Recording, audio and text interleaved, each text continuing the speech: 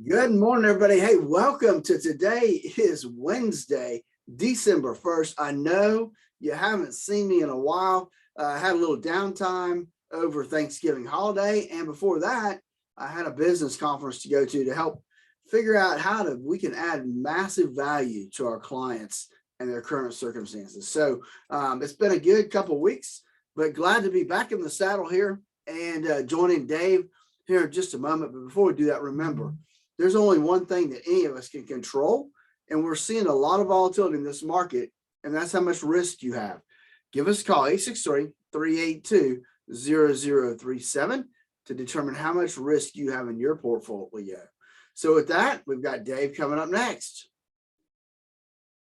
105.7 Light FM.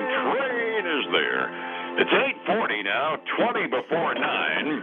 Time to check in on finances and see what's going on with your 401k and IRA. And I'm not sure you even going to recognize his voice, but we're going to do it anyway. Welcome back, Phillip Statler from Statler Financial Services. How you doing, stranger? Hey, I'm doing well today, Dave. It's hard to believe that it is December 1st, 25 days till Christmas. But I left you, I guess I left you the last 3 days with some really market jitters and some really big moves and the ups and downs of the marketplace. Oh, holy crud, has it been a roller's rink. Friday, we were down the worst in decades by comparison. The absolute numbers were the worst since back last year. Back up on Monday, then we fell like a rock again yesterday. We were looking at Dow being down 652 points yesterday, 88 down on the S&P, 245 down on the NASDAQ. So, of course, that means we're going to go back up today just because we can't figure out what the Sam Hill we're going to do on Wall Street, right? Well, that's right. I mean, looking at the futures, we are green across the board, which is good news. I mean, one of the things that we start looking at when we see these progressions is, are we getting higher highs and higher lows, or are we getting lower lows and lower highs? So those are things that we're starting to look at now in some of the charts to determine what the momentum is in this marketplace. Yeah, one of my tip sheets was broaching the dirty word correction, which you and I always say, hey, get used to it. It happens multiple times a year. But, when we're starting about 5% drops inside of a couple of days, that's in that range of the mini corrections we've kind of gotten used to on a regular basis. And, we're supposed to get a 10% correction on an average of once a year. So should we be scared to death of that, or is it the beginning of a bear market? One never knows until it happens.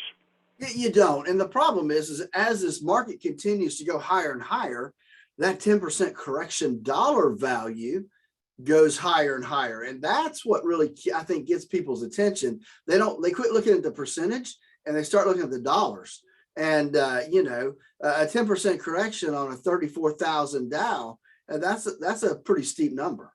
And that's kind of why I've gotten to the point of figuring that 5% is something that we're kind of defining as a correction these days for the quote-unquote routine corrections that happen during a year multiple times, just because the dollar volumes on these indexes are so daggone large these days. I'm not sure that 10% doesn't qualify as a mini bear market at this point. Well, I mean, nobody's officially said it yet, but in reality, you just look at the dollar volume, as you say, 5%'s a doggone big drop these days. It really is. And it definitely, because people look at the dollar value, not the percentage, and it does. It gets them a little excited. No, absolutely. So we start out the morning, as you mentioned, with green futures this morning, which is almost starting to establish a rhythm pattern. And we start out in terms of data dump information. Being the first of the month, this is going to be the big-time unemployment numbers we get out. And we start out with the ADP private sector employment. And good news for a change. They were expecting 525,000 private sector jobs. That's a pretty big number. Report came out about 8:15, up to 534,000 private sector jobs created. And that's got to be good news. And it made a major change in at least one of the indexes. It went from negative to positive inside of about 20 minutes. Well, yeah, I mean, it's always good to see the jobs coming back. And so I think we look at that number and then we combine that with tomorrow's initial jobless claims. numbers for the month or for the week, and I think those things will start to play a big role in what we think is going to happen in the marketplace. And it's going to give us a sense of security anyway, with the lack of certainty we've got about the new variant on the coronavirus. Yesterday, we had two factors that were messing with our brains. Number one, worried about the coronavirus variant. Secondly, our newly reappointed Federal Reserve Chairman evidently felt a sense of job security, so he went before Congress and said, hey, why don't we just start tightening a little bit faster on the money supply? Could you think of a worse time to say that? Well, you and I, if we look back over the last year of these conversations you and I have had, we've been on the side of it. We should have been doing it anyway. Yeah. But to come out now, when we've seen the volatility that we're seeing today and this week, to come out now and say that, his sense of timing sometimes is just not where it needs to be. Yeah, that would be a charitable way to put it. And then we're going to do it all over again today because Powell and the Treasury Secretary, Janet Yellen, his predecessor at the Federal Reserve, are going to be appearing in front of the House Banking Committee. And this one ought to be fun because I suspect Maxine Waters is going to be giving him 16 facefuls of crud for what he said yesterday. And it's going to make for kind of a sparks flying hearing today. So kind of expect some weird moves on the indexes off of what he says today. Well, and that's at 10 o'clock this morning. They start testifying, but also at 10 o'clock, we got some other things coming out today, Dave. We got construction spending number comes out. That's an important number. And we've got the manufacturing index number coming out. So we've got some other numbers coming out at 10 o'clock that are going to be important. Absolutely. Then at 2 o'clock this afternoon, the Federal Reserve releases its beige book, which is the detailed information that they used when they made their last decisions at their last meeting. And while that doesn't affect you and me because it tends toward being really deep green eye shade stuff, a whole lot of the green eye shades of the big brokerage firms that control gobs of money, they look at it real carefully at 2, and that could also make some moves. Yeah, absolutely could. You're right. So there's a lot of stuff out there today that could move the markets. Now we're going to cross our fingers and moves it upwards because we got an awful lot of ground to make up, don't we?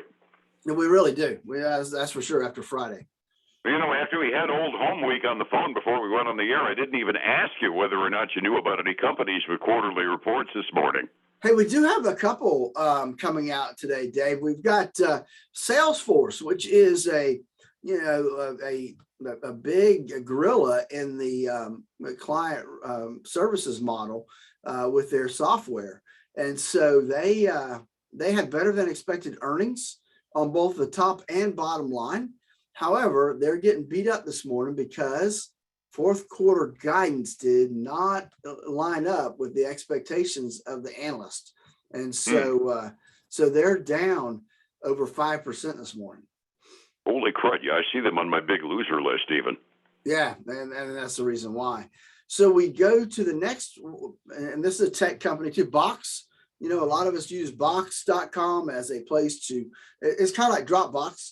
But more businesses seem to use Box. But they had a good quarter. They beat on both the top and bottom line. Top line by about 1%, and bottom line by about 1%. Top line by a couple $1 million. So good news for them. They're trading up today. The opposite of the other one. It's up 9.3% this morning. Wowzers. Yeah, that's kind of heartening from my standpoint. A few weeks ago, right before you left on vacation, we had one of the second-tier cloud storage firms really tanked, and I was wondering if we're starting to concentrate the power at the top. Maybe there is still room for the secondary level services. Well, and there could be. But Box, I would say Box, like Dropbox, is probably, they're probably your top tier. I know you've got the Amazons and you've got the Googles and that kind of stuff, but these guys, that is their specific only business really is data storage. So a little bit different than the other guys at the top of that list. Understood. When I start thinking about the top tier, I start thinking about behemoths like Amazon and Google. Yeah, exactly. But they're more diversified too. So, hey, we got two more to give you today. We got Hewlett Packard Enterprises. That's the software division of, or the software company Hewlett Packard, not the guys that make the printers. They missed expectations today, and so they're trading down about 1.75%. The other one I have for you is a company called Ambarella, and I had to look a little bit. They're a semiconductor company. They had better than expected reports across the board. They beat by like 8 cents a share on revenue. They're up 16.5% this morning, Dave. Cool. Any chance they make chips for cars? You know, I didn't read that far down. We can always hope, can't we? That's right, we can. Yes, resetting the table. It was a big off day again on Wall Street yesterday, kind of following the rhythm of the last two before it. Dow was down by 1.8%. The S&P was down by 1.9%. Rhythm guesses we got an up day going. What are we looking at 45 minutes before we open, Phillip? We are, Dave. We got some nice numbers coming out today. The Dow's up 1%. The S&P 500 is up 1.3%. The NASDAQ's up 1.4%. Hey, let's throw in the Russell 2000 today. It is up 2.5%. So a lot of big moves there.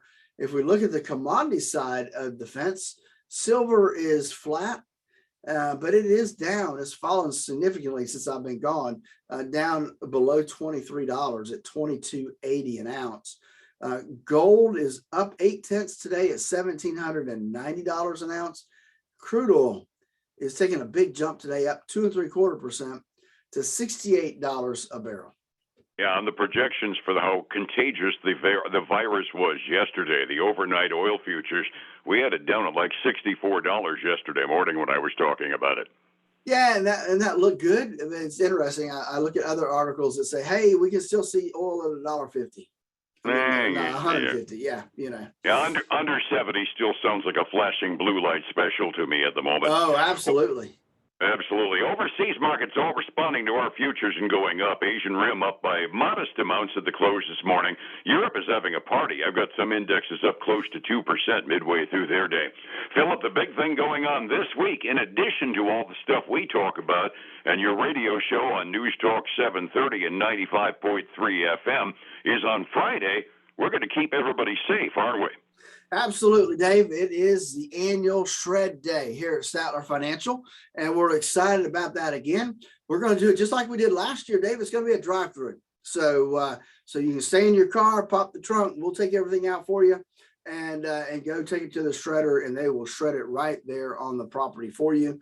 And we're excited about being able to do that again this year. Remember, dumpster diving is still the #1 identity theft mechanism, and it's old school, but it still works. Going to keep you safe this Friday. Absolutely. Look forward to seeing everybody out there on Friday. 10 to Absolutely. 2. 10 to 2, Dave. 10 to 2. 10 to 2 on Friday. And to get a hold of you for a look at my retirement plans, how do I find you on the phone? Devin, give us a call at 863-382-0037. All righty. I will see you tomorrow, my friend. All right, buddy. Take care. Thanks, and welcome back. It's 105.7 Light FM and Statler Financial Services. Phillip Statler.